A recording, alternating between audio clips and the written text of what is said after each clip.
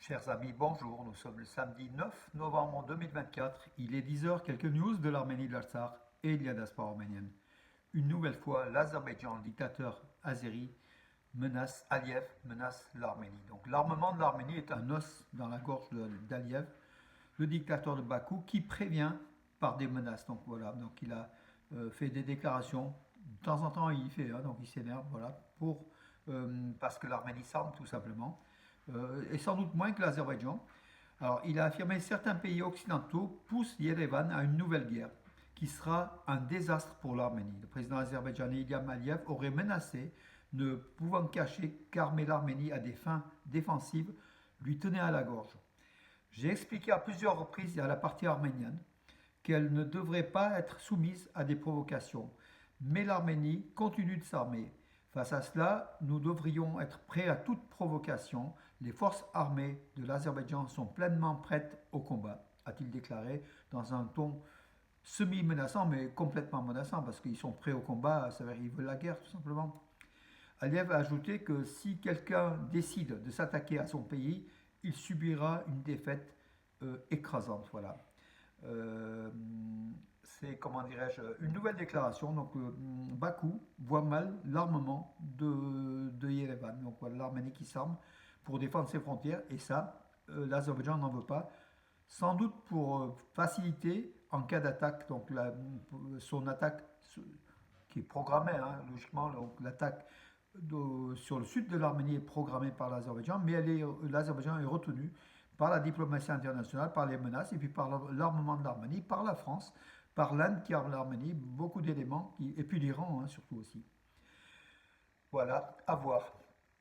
Des journalistes britanniques sont en Arménie, donc les journalistes assez de journaux très très connus, les meilleurs même de Grande-Bretagne, le Guardian, le Spectateur, le Daily Telegraph, le Télégraphe, ils sont en Arménie, donc ces journalistes, ils ont le 7 novembre, dans le cadre de leur visite en Arménie, ils sont rendus au mémorial du génocide à Zizernagapet et puis au musée mémorial, au musée institut du génocide pour prendre connaissance avec le génocide des Arméniens de 1915 à 1923, réalisé dans l'Empire ottoman par le gouvernement jeune turc. Voilà donc de quoi nourrir la presse britannique. L'Angleterre, la Grande-Bretagne et l'Angleterre qui s'est rapprochée de l'Arménie du fait comment dirais-je, de l'éloignement de l'Arménie par rapport à Moscou, par rapport à la Russie. Voilà, les Anglais sont les pires ennemis de la Russie. Tous les ennemis de la Russie deviennent des amis donc de l'Angleterre. C'est un peu simpliste comme résumé, mais c'est un peu ça. C'est un peu ça. Donc la Grande-Bretagne s'est rapprochée de l'Arménie en grande partie parce que l'Arménie désire s'écarter de la Russie. Une délégation de l'Académie nationale d'Arménie, donc accompagnée de Soulen Babikian, le ministre arménien de la Défense, a visité la zone frontalière de l'Arménie, donc voir les constructions, donc tout ce qui est l'ingénierie, tout ce qui est réalisé pour faciliter la vie du soldat arménien au front, et puis voilà, et puis pour justement défendre la défense des frontières de l'Arménie.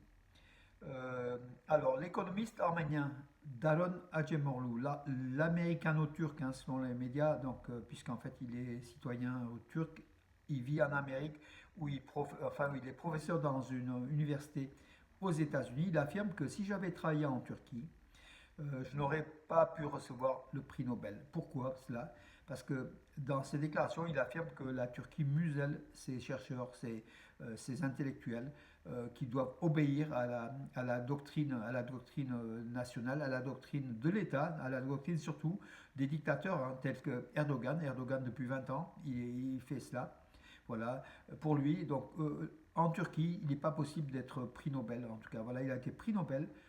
C'est la Turquie qui bénéficie de cela, les couleurs de la Turquie, alors qu'il est arménien, c'est l'Arménie qui aurait pu bénéficier. Malheureusement, encore une fois, Daron Acemoglu est encore un enfant de l'Arménie qu'on est fier, mais qui malgré tout apporte de la, comment dirais-je, apporte des médailles et des distinctions à un pays autre que l'Arménie, malheureusement. Voilà, Daron Acemoglu qui a priori, d'après ses déclarations, contre Erdogan, le régime d'Erdogan.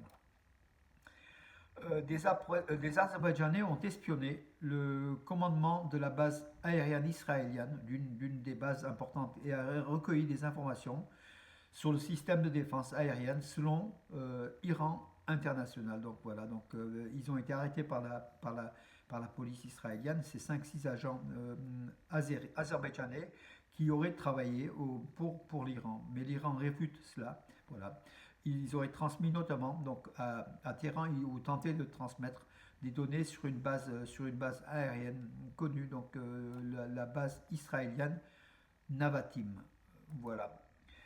Ça montre aussi, comment dirais-je, entre Israël et l'Azerbaïdjan, cette proximité, voilà, se traduit de temps en temps par des citoyens azerbaïdjanais venus en Israël qui travaillent pour d'autres États qu'Israël ou l'Azerbaïdjan. Le président arménien Vakhen Khatchaturian a félicité Donald Trump pour son élection à la présidence donc, des États-Unis. Voilà, il a affirmé que les relations entre l'Arménie et les États-Unis continuent de se développer et il a souhaité que ces relations continuent encore davantage sous l'ère de Trump. Avant la COP29, 38 parlementaires italiens ont lancé un appel à la libération des Arméniens illégalement détenus à Bakou. Voilà, donc en fait, un appel, beaucoup de journaux, hein, beaucoup d'intellectuels, beaucoup d'organisations internationales dénoncent aussi l'Azerbaïdjan pour ses pratiques, pour justement retenir aussi les 23 prisonniers illégalement détenus en Azerbaïdjan, et puis aussi des, des entorses aux droits de l'homme. Hein. Donc voilà, Bakou est connu pour un pays dictatorial où les droits de l'homme ne sont pas respectés.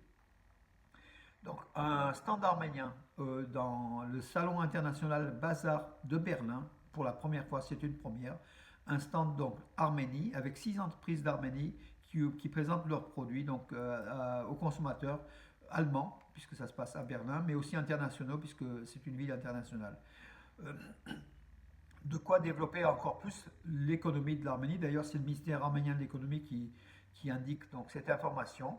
Victor Yangibaryan, l'ambassadeur d'Arménie en Allemagne, a visité le stand hier, le 8 novembre, et a félicité bien sûr les personnes qui travaillent dans le stand et puis les entreprises arméniennes qui essayent, qui essayent de développer leur exportation, voilà, de l'Arménie qui pourrait prendre des parts de marché sur la scène européenne. C'est ce qu'elle vise aussi. Hein. Voilà mes amis pour aujourd'hui, donc je serai relativement bref. En tout cas, je vous souhaite une bonne journée. Demain, 10h30, église arménienne Saint-Nicolas à Romans pour une messe avec le père Oussik Sarkisian.